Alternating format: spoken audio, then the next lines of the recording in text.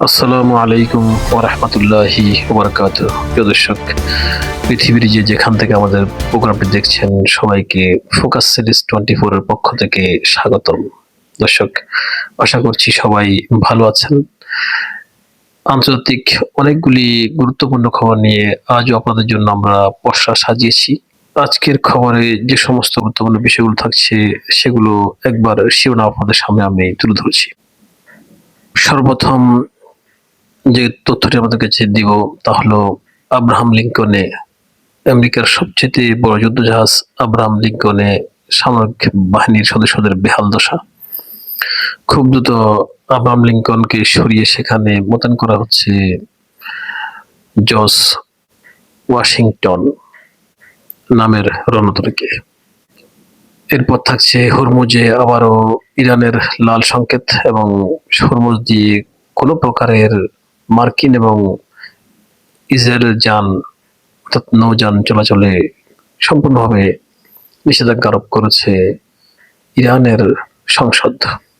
দর্শক, সর্বশেষ থাকছে হরমুজ দিয়ে যেমন ইরান সারা পৃথিবীকে থামিয়ে দিয়েছে, তেমনি নতুন একটা অস্ত্র, তা হলো সেমিকন্ডাক্টর অর্থাৎ মাইক্রোচিপ। এই মাইক্রোচিপ দিয়ে কিন্তু সামনের পৃথিবীকে থামিয়ে দিবে আরেকটি নতুন রাষ্ট্র। কি সে রাষ্ট্র, কি রাষ্ট্রের নাম, সে বিষয়ে আপনাদের সাথে আমরা কথা বলবো আজকের প্রোগ্রামে। তার আগে প্রিয় দর্শক, আমাদের চ্যানেলটি সাবস্ক্রাইব করবেন এবং বেল আইকনটি বাজিয়ে দিবেন, যাতে আরো দর্শকের কাছে আমাদের তথ্যগুলো দ্রুত পৌঁছে যায়, এবং আপনাদের এই সহযোগিতা আমাদের কাম্য।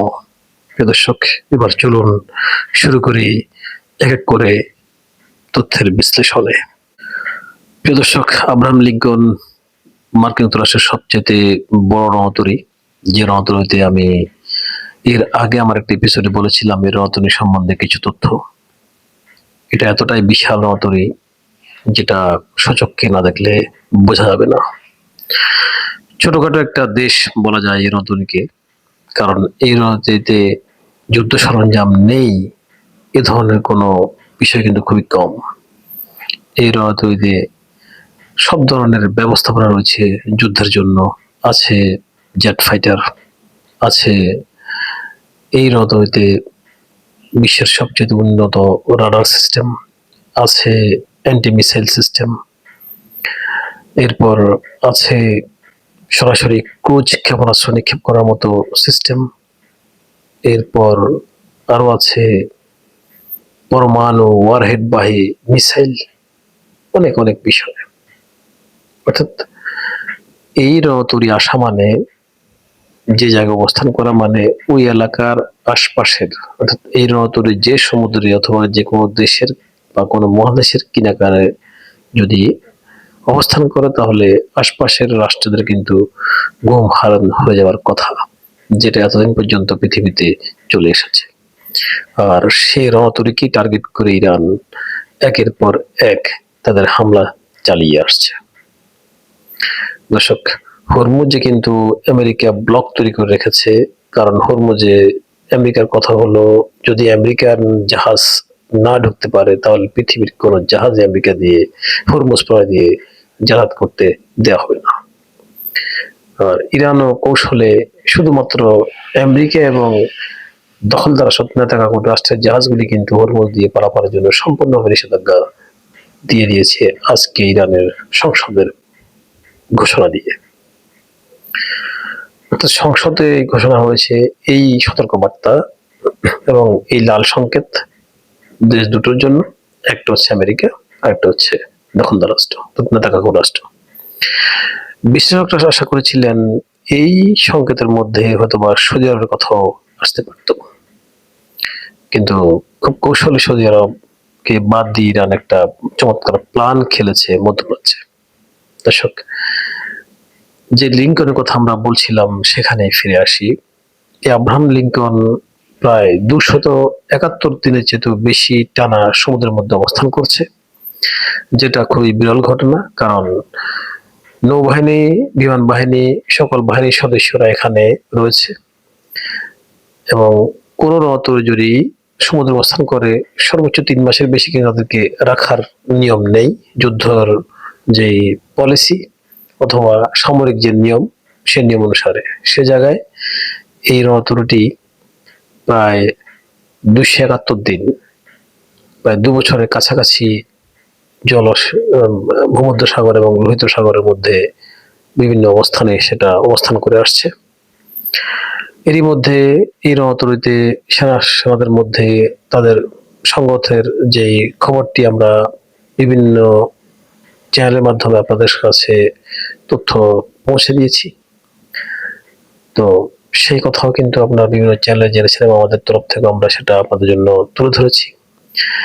ইতিমধ্যে অনেক জায়গায় অনেকগুলি চিত্র কিন্তু উঠে এসেছে যে আব্রাহাম লিঙ্কনের অভ্যন্তরে সেনাবাহিনীর যে দৈনন্দিন জীবনযাপন করার যে সিস্টেম, সেখানে অনেক কিছু ব্যাহত হয়েছে এবং তারা স্বাভাবিকভাবে সেখানে অবস্থান করতে পারছে না। তাদের খাদ্যের মধ্যে সংকট দেখা দিয়েছে, নিষ্কাশন পথের মধ্যে বিভিন্ন ধরনের ঝামেলা তৈরি হয়েছে, তাদের ওই সমস্ত সিস্টেমগুলি ভেঙে চুরে অনেকগুলো নষ্ট হয়ে গেছে। এবং খুব সম্প্রতিও এটা জানা গেল যে ইতিমধ্যে বা কিছুদিনের মধ্যে আব্রাহাম লিঙ্কনকে এখান থেকে সরিয়ে নেওয়া হবে। তার কারণ আব্রাহাম লিঙ্কন কিন্তু গত অনেক মাস ধরে কোনো বন্দরে কিন্তু সেটা ভিড়েনি, যার কারণে তাদের অনেকগুলো জিনিস তারা, বিশেষ করে খাদ্যদ্রব্যগুলো কিন্তু তারা রিফিল করতে পারেনি। দর্শক, এরই মধ্যে কিন্তু আব্রাহাম লিঙ্কনকে টার্গেট করে ইরানের আরো অনেক আক্রমণাত্মক যে পদক্ষেপগুলি সমুদ্রে চলমান রয়েছে, তার কারণে কিন্তু ধারণা করা হচ্ছে, বিশ্লেষকরা মনে করছেন মার্কিন যে নৌবাহিনী এবং বিমান বাহিনীর সদস্যরা সেখানে অবস্থান করছেন, তাদের বিভিন্ন রকমের মানসিক তারা দুশ্চিন্তায় টেনশনে ভুগছেন এবং সেখান থেকেই তাদের কিন্তু সেখানে দুর্বিষহ জীবনযাপন অবস্থা আরো বেগতিক হয়ে গেছে এবং জীবনযাপনের খুবই কিন্তু তারা একটা মারাত্মক সময়ের মধ্যে দিয়ে পার করছেন। আর এই বিষয়টি আজ করতে পেরে মার্কিন প্রশাসন এবং নির্ধারক মহল খুব দ্রুত আব্রাহাম লিঙ্কনকে সেখান থেকে সরিয়ে তাদের আরেকটি বড় রণতরী জর্জ ওয়াশিংটনকে সেখানে মোতায়েন করার জন্য তারা সিদ্ধান্ত নিয়েছে। তবে কবে নাগাদ এই আব্রাহাম লিঙ্কনকে এখান থেকে সরিয়ে নেওয়া হবে এবং জর্জ ওয়াশিংটন এসে তার স্থান দখল করবে, সে বিষয়ে কিন্তু পরিষ্কার কোনো তথ্য জানানো হয়নি। দর্শক, হরমুজ কিন্তু এখনো ইরানের কন্ট্রোলে আছে, কিন্তু অপরদিকে ট্রাম্প দাবি করছেন যে হরমুজ আমেরিকার নিয়ন্ত্রণে রয়েছে। আসলে বিষয়টি যদি সরজমিনে তথ্য নেওয়া যেত বা দেখা যেত তাহলে আপনারা ক্লিয়ার হয়ে বুঝতেন। তবে আমাদের কাছে তথ্যটি আসছে সেটা হলো হরমুজের এখনো 1 ইঞ্চি জায়গাও আমেরিকার দখলে যায়নি, টোটালি সেটা ইরানের কন্ট্রোলে আছে এবং ইরান সবকিছু কিন্তু সেখানে রেডি আছে। ইরানের সমস্ত টেকনোলজি, সমস্ত সামরিক পদক্ষেপ হরমুজের জন্য কিন্তু আগে থেকেই নেওয়া আছে এবং আরো শক্ত হবে সেটা আগের তুলনায় সেখানেও ইরান অবস্থান করে আছে। গত এপিসোডে আমি আপনাদেরকে ইরানের যে কিছু টেকনোলজি সম্বন্ধে বর্ণনা দিয়েছিলাম, তার কিন্তু ব্যবহার শুরু হয়েছে আজকে ইরাকে।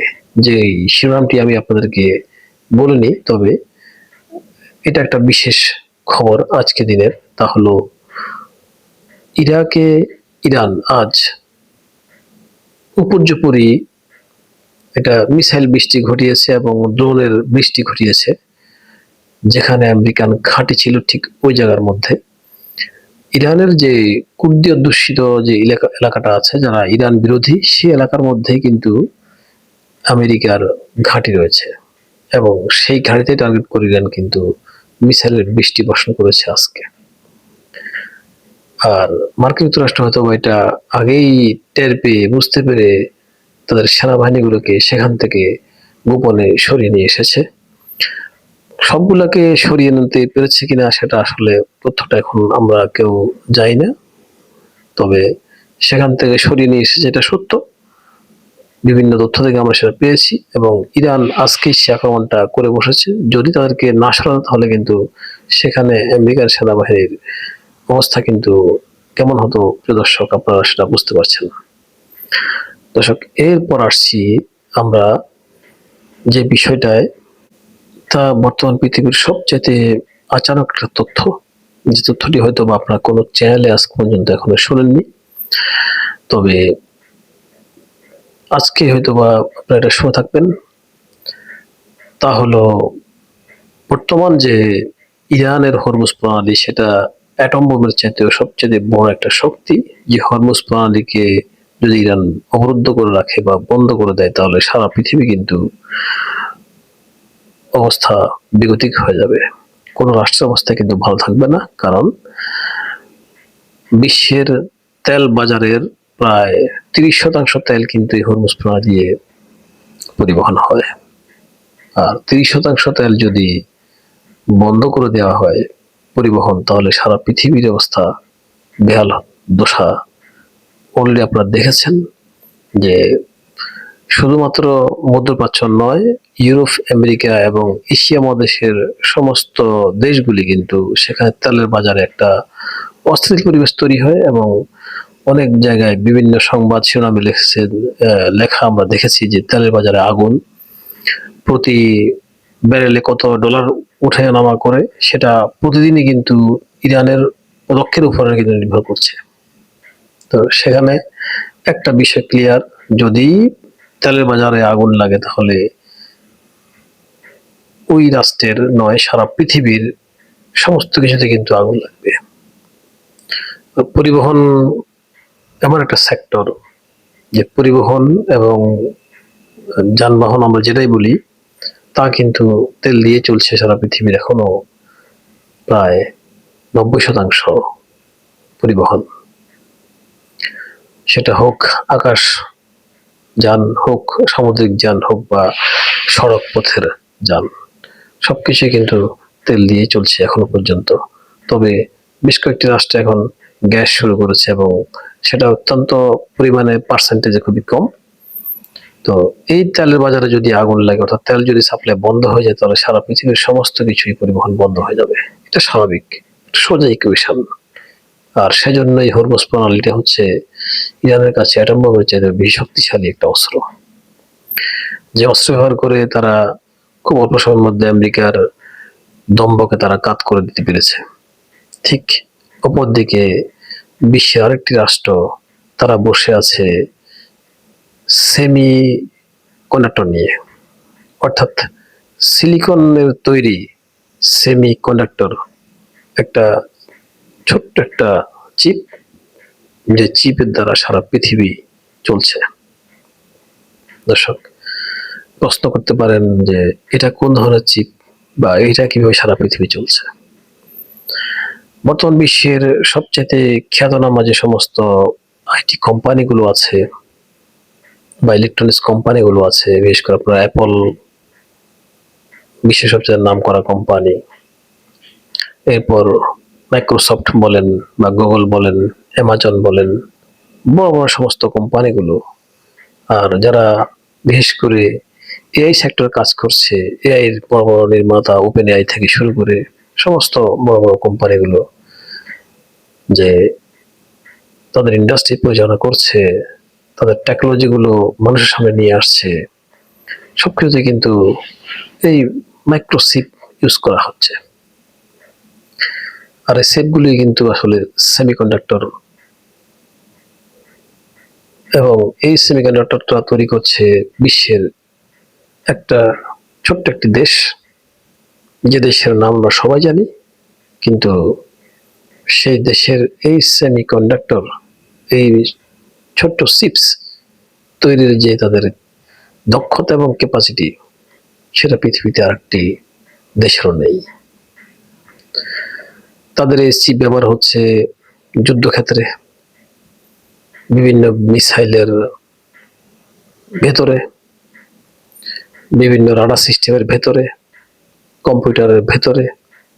আপনি যে সাইটটি ইউজ করছেন, যে মোবাইল সাইটটি ইউজ করছেন, বিভিন্ন ধরনের প্রোগ্রাম দেখছেন, সে মোবাইল সাইটের ভিতরে, এবং বড় বড় কোম্পানিদের যে ইন্ডাস্ট্রিয়াল যে সমস্ত বিষয়গুলি আছে, সে সমস্ত সবকিছুর ভেতরে।